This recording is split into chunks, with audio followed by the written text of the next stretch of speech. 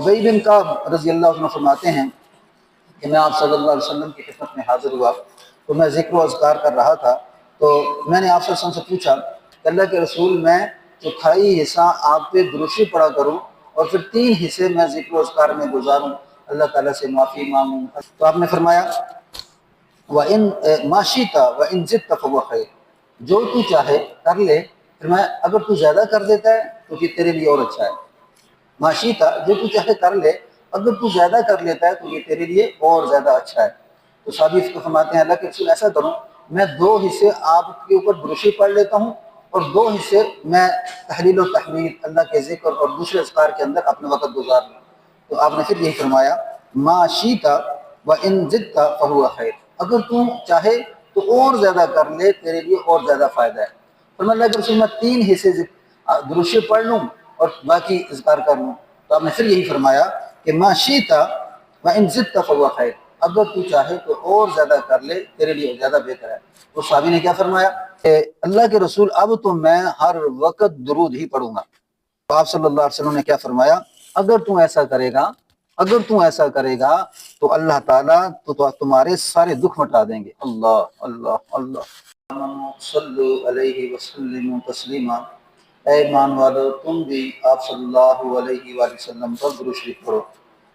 صحیح مسلم کے اندر روایت ہے کہ حضور اقدس صلی اللہ علیہ وسلم فرماتے ہیں کہ میں پسند کرتا ہوں کہ میری امت مجھ پر درود پڑھے۔ جب میری امت مجھ پر درود پڑھتی ہے تو اللہ تعالیٰ اس بندے پہ اپنی رحمت نازل فرماتے ہیں، اور جہاں اللہ کی رحمت آ جائے وہاں اللہ تعالیٰ کا غصہ دور ہو جاتا ہے۔ ان رحمت اللہ قریب من المحسنین، بے شک اللہ کی رحمت محسنین کے قریب ہے۔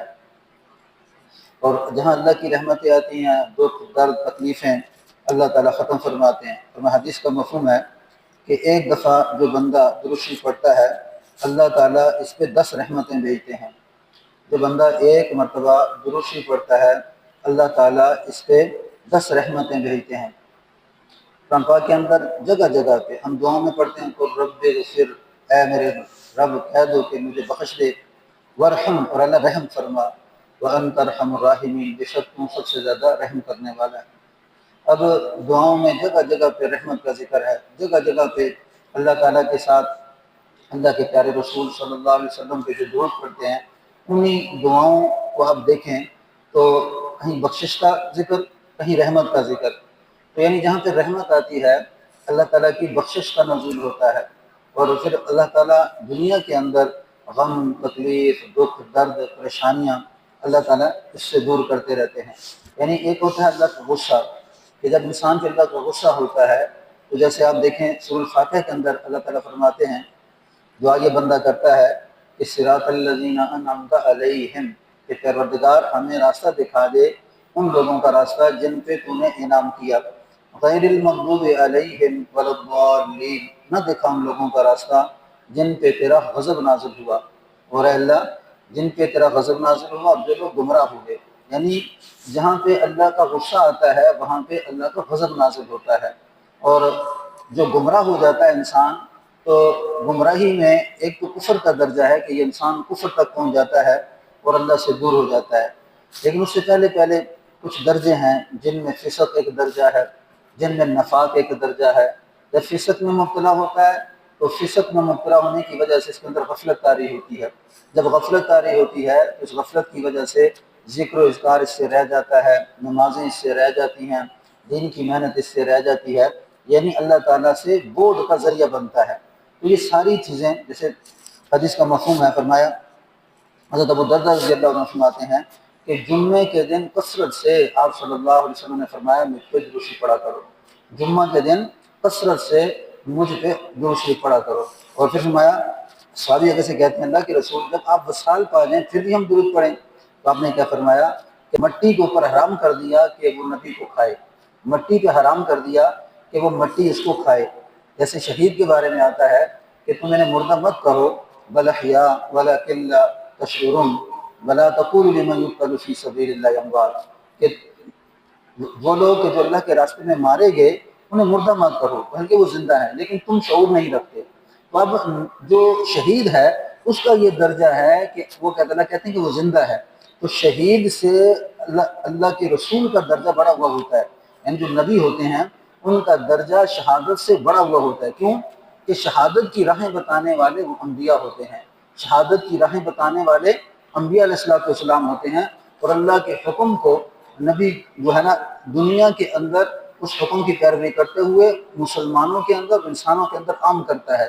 تو جب نبی کو قبر میں رکھ دیا جاتا ہے تو مٹی کو اللہ نے حرام کر دیا لوگوں کے جسم کو کھائے۔ تو فرمایا کہ اللہ کے صحابی فرماتے کہ اللہ کے رسول جب میں آپ وصال کر دیں تو پھر بھی تو آپ نے یہی فرمایا کہ اللہ نے مٹی پہ حرام کر دیا کہ وہ نبیوں کو کھائے۔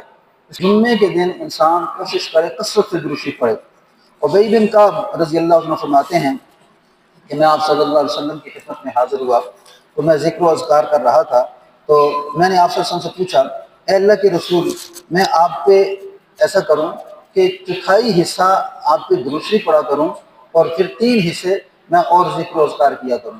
کیا فرماتے ہیں کہ اللہ کے رسول میں چوتھائی حصہ آپ پہ درود شریف پڑھا کروں اور پھر 3 حصے میں ذکر و اذکار میں گزاروں، اللہ تعالیٰ سے معافی مانگوں، اللہ تعالیٰ کی تعریف کے الفاظ ہیں جیسے سبحان اللہ والحمدللہ ولا الہ الا اللہ واللہ اکبر، تحلیل تحمید وغیرہ۔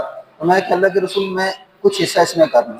تو آپ نے فرمایا وَإِن مَا شِئْتَ وَإِن زِدْتَ فَهُوَ خَيْرٌ، جو تو چاہے کر لے، فرمایا اگر تو زیادہ کر دیتا ہے تو یہ تیرے لیے اور اچھا ہے۔ مَا شِئْتَ، جو تو چاہے کر لے، اگر تو زیادہ کر لیتا ہے تو یہ تیرے لیے اور زیادہ اچھا ہے۔ تو صحابی اس کو فرماتے ہیں اللہ کے رسول ایسا کروں میں 2 حصے آپ کے اوپر درود شریف پڑھ لیتا ہوں اور 2 حصے میں تحلیل و تحمید، اللہ کے ذکر اور دوسرے اذکار کے اندر اپنا وقت گزار لوں۔ تو آپ نے پھر یہی فرمایا مَا شِئْتَ وَإِن زِدْتَ فَهُوَ خَيْرٌ، اگر تو چاہے تو اور زیادہ کر لے، تیرے لیے اور زیادہ فائدہ ہے۔ فرمایا اللہ کے رسول میں 3 حصے درود شریف پڑھ لوں اور باقی اذکار کر لوں۔ تو آپ نے پھر یہی فرمایا کہ مَا شِئْتَ وَإِن زِدْتَ فَهُوَ خَيْرٌ، اگر تو چاہے تو اور زیادہ کر لے، تیرے لیے زیادہ بہتر ہے۔ تو صحابی نے کیا فرمایا کہ اللہ کے رسول اب تو میں ہر وقت درود ہی پڑھوں گا۔ کیا فرمایا کہ میں اب تو ہر وقت درود ہی پڑھوں گا۔ تو آپ صلی اللہ علیہ وسلم نے کیا فرمایا اگر تم ایسا کرے گا، اگر تم ایسا کرے گا تو اللہ تعالیٰ تو تمہارے سارے دکھ مٹا دیں گے۔ اللہ اللہ اللہ، اگر تو ایسا کرے گا تو اللہ تعالیٰ تیرے سارے دکھ مٹا دیں گے، تو تیرے اوپر تجھے اللہ تعالیٰ تیرے گناہوں کو اللہ تعالیٰ معاف فرما دیں گے اور تیرے اوپر خاص اللہ کی رحمت کا نزول ہو۔ اللہ اللہ۔